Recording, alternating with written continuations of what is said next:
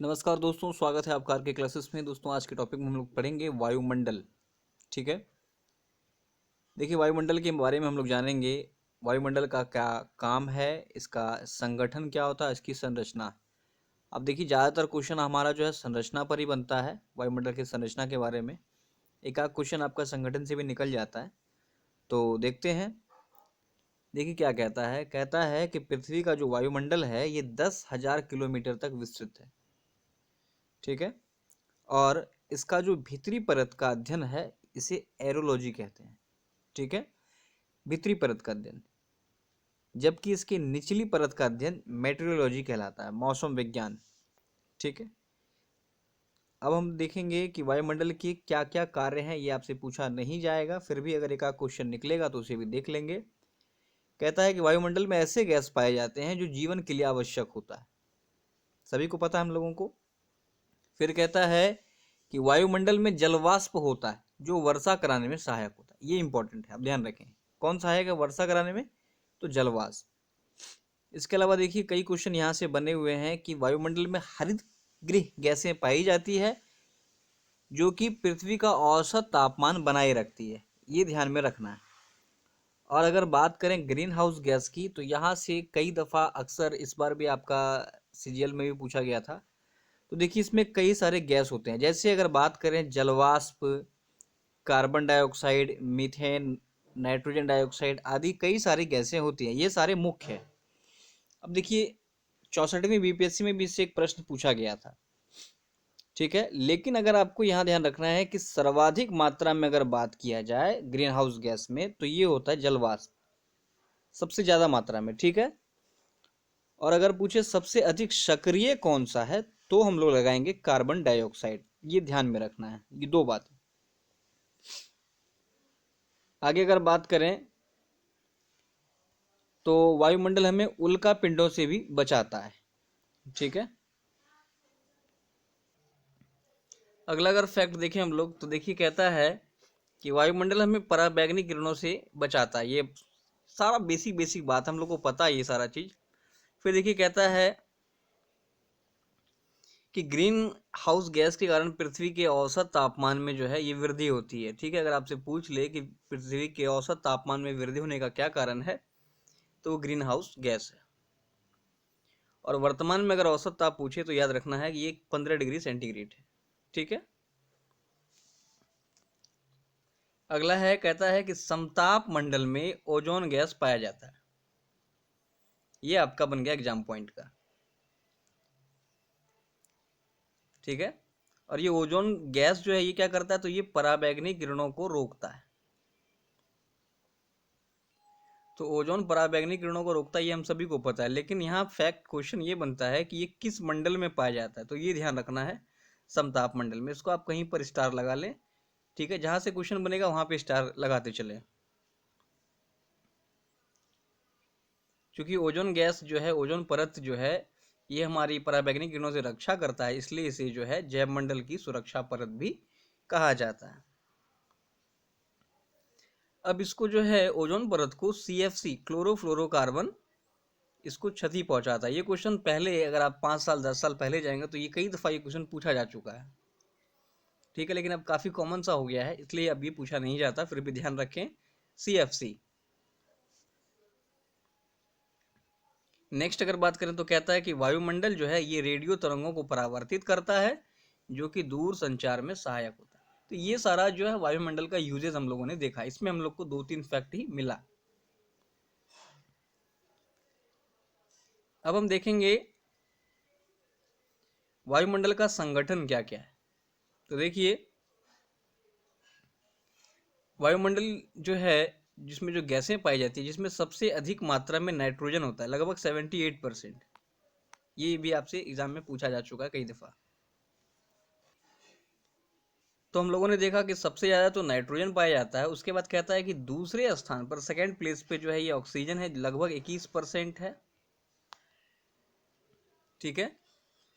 अब आपसे अगर ऐसे का क्वेश्चन पूछ ले कि वायुमंडल का लगभग 99% केवल किन दो गैसों से बना है, nitrogen oxygen, nitrogen argon, oxygen argon, इस तरह से आपको ऑप्शन दे सकता है। तो ध्यान रखना 78% जो है नाइट्रोजन और 21% ऑक्सीजन।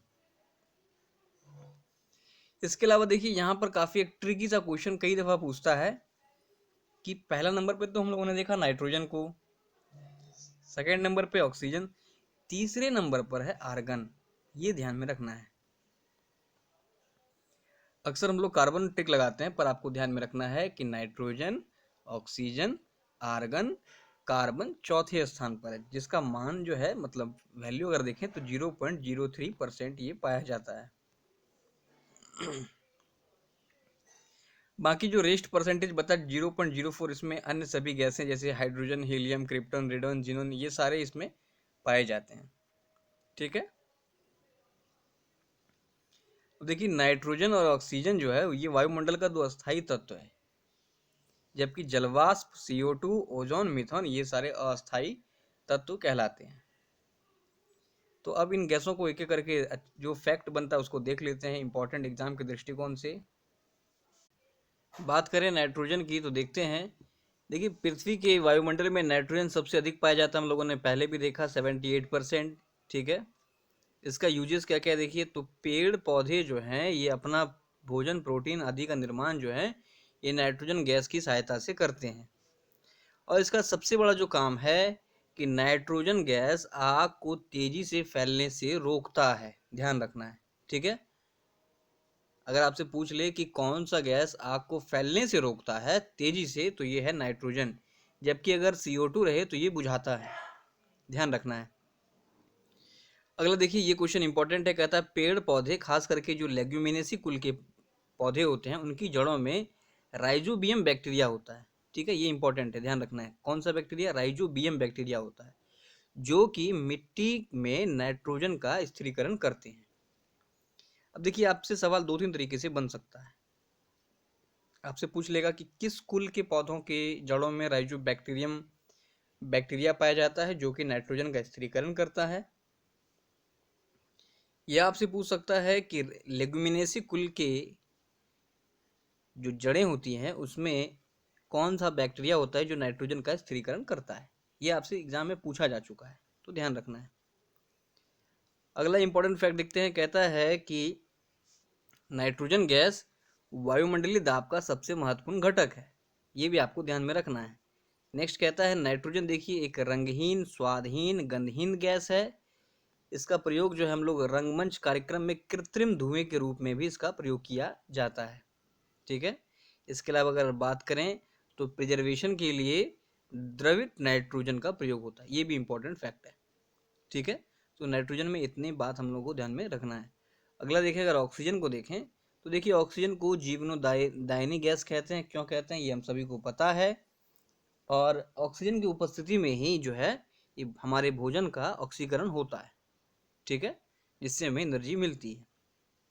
और ऑक्सीजन गैस कैसा होता है, तो ये जलाने में सहायक होता है। तीन बात आपको ध्यान रखना है कि तेजी से फैलने में रोकता है नाइट्रोजन, बुझाता है कार्बन डाइऑक्साइड, और तेजी से जलाने में सहायक होता है ऑक्सीजन। इसके अलावा अगर बात करें तो जैव वस्तुओं के सड़ने में, डिके होने में भी ऑक्सीजन गैस काफ़ी सहायक होता है, अर्थात अपघटन की क्रिया O2 के सहायता से ही होती है। इसे भी ध्यान में रखना है। अगला हम लोगों ने पढ़ना है आर्गन। आर्गन का स्थान हम लोगों ने देखा था, ये तीसरे स्थान पर वायुमंडल में सर्वाधिक मात्रा में पाया जाता है। ये एक अक्रिय गैस है आर्गन। और अगर आपसे देखिए इंपॉर्टेंट फैक्ट यहाँ पे इस तरह से बनता है कि वायुमंडल में सबसे ज़्यादा पाया जाने वाला अक्रिय गैस ये आर्गन ही है, ध्यान रखना है। ठीक है, ट्यूबलाइट वगैरह में आर्गन का प्रयोग किया जाता है। अगला है कार्बन डाइऑक्साइड, CO2। देखिए वायुमंडल में कार्बन डाइऑक्साइड का जो हम लोगों ने प्रतिशत पढ़ा था 0.036% होता है। ठीक है, और पेड़ पौधे CO2 की सहायता से ही प्रकाश संश्लेषण करते हैं। इस इक्वेशन को आप जरूर ध्यान में रखें, आपको एग्जाम में इसको पूरा करने के लिए पूछ सकता है। इसके अलावा हम लोगों ने देखा था कि CO2 जो है ये आग बुझाने में सहायक होती है। ठीक है, अब देखिए CO2 गैस जो है, CO2 गैस हरित गृह प्रभाव, ग्रीन हाउस गैस के लिए भी उत्तरदायी गैस है, सबसे अधिक सक्रिय। लेकिन अगर आपसे पूछे सबसे अधिक मात्रा में ग्रीन हाउस गैस में, तो वो है जलवाष्प, ध्यान रखना है। नेक्स्ट देखें, अगर पूछे कि CO ग्रीन हाउस गैस में जो है कटौती के लिए 1997 में जापान में क्योटो प्रोटोकॉल सम्मेलन हुआ था। ये आपसे कई दफ़ा एग्जाम में पूछा जा चुका है कि क्योटो प्रोटोकॉल कब हुआ था या इसका संबंध किससे है। तो ध्यान रखें 1997 क्योटो प्रोटोकॉल कहाँ पर, जापान में। अगला जो हमारा गैस है हाइड्रोजन गैस है, काफ़ी आसान है। उसमें देखिए क्या कहता है कि हाइड्रोजन गैस जो है ये सबसे हल्का होता है, ठीक है, और ब्रह्मांड में सबसे ज़्यादा मात्रा में ये पाया जाने वाला हाइड्रोजन गैस है, ठीक है। इसलिए इसे फ्यूचर फ्यूल, भविष्य का ईंधन भी कहते हैं, ठीक है। नेक्स्ट जो हमारा गैस है ये है हीलियम।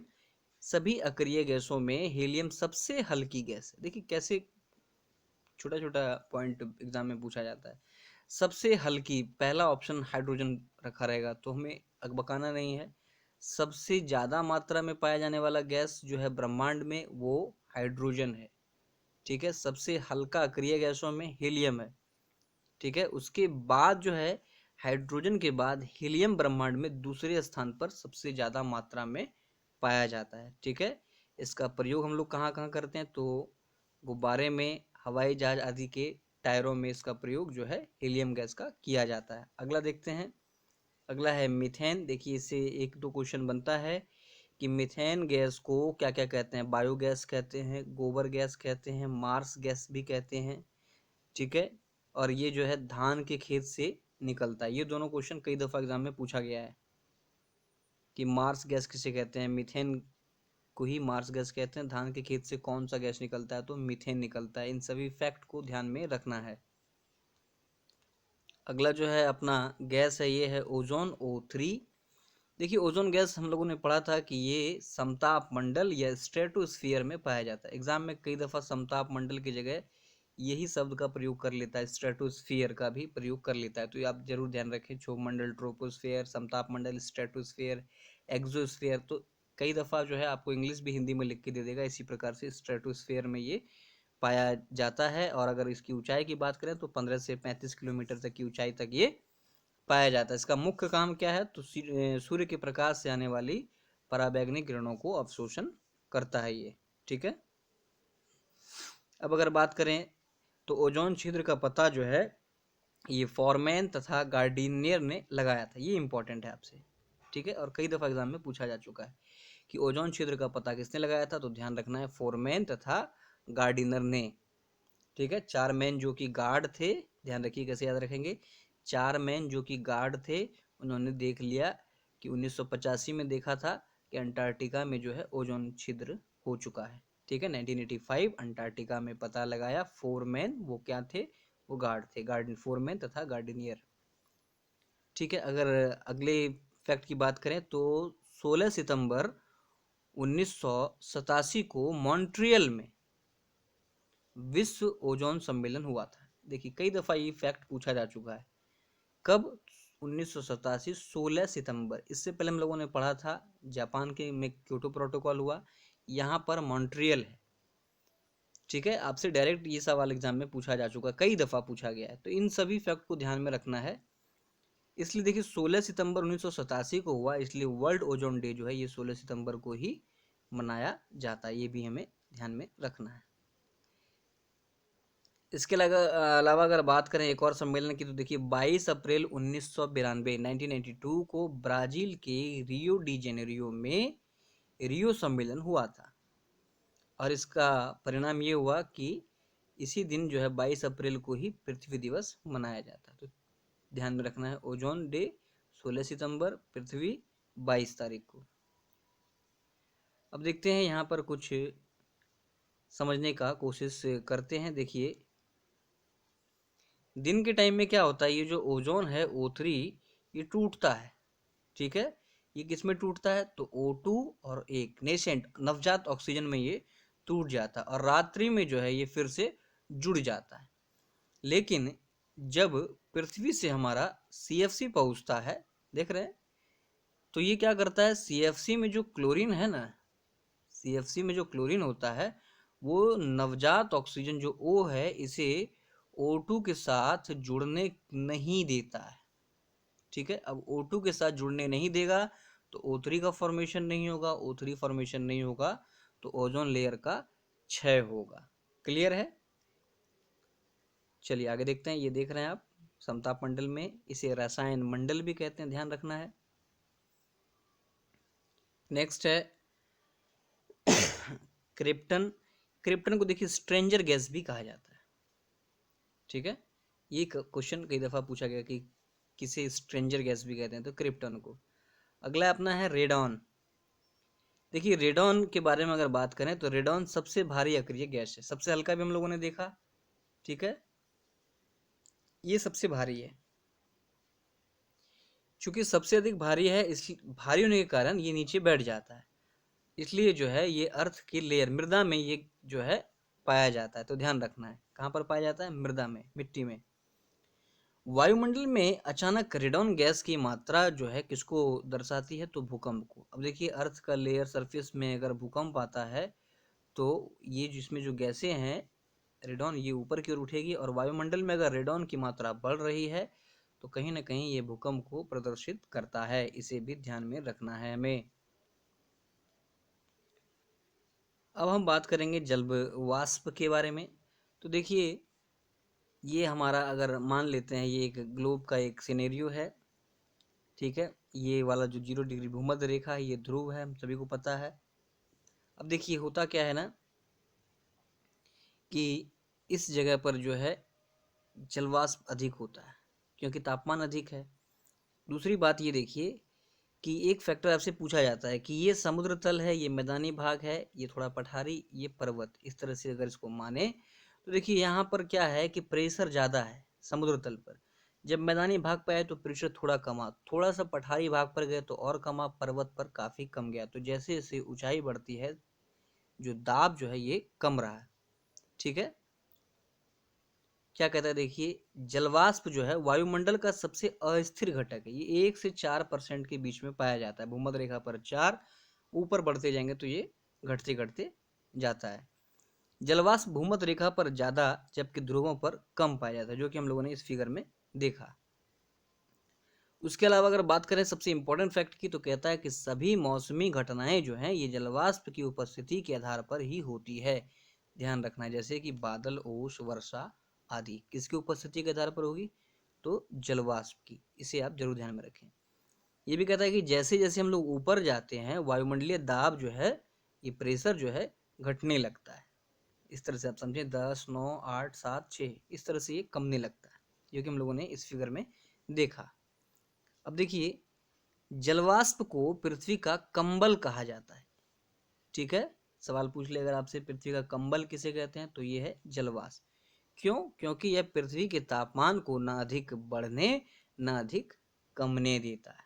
ठीक है, एज इंसुलेटर आप समझ लें। नेक्स्ट देखें, कहता है कि CO2 और जलवाष्प पृथ्वी के ताप को बनाए रखने के लिए उत्तरदायी है। बीपीएससी में अगर आपसे इस तरह का क्वेश्चन पूछ ले तो वहां पर आपको ई ऑप्शन दबा देना है। CO2 भी है, जलवाष्प भी है। ठीक है, तो ये सारा जो है इम्पोर्टेंट गैस का संगठन हम लोगों ने देखा। अब हम लोग देखेंगे इसके जो प्रमुख मंडल हैं। ठीक है, तो ये मंडल को हम लोग अगले पार्ट में करेंगे। उम्मीद है आपको ये वीडियो अच्छा लगा होगा। अगर आपको लगता है कि इसका सेकंड पार्ट भी अपलोड करना चाहिए तो ही करेंगे, काफ़ी दिन के बाद वीडियो आई है। उम्मीद है आपको अच्छा लगा होगा, और चलिए अच्छे से करते हैं। धन्यवाद।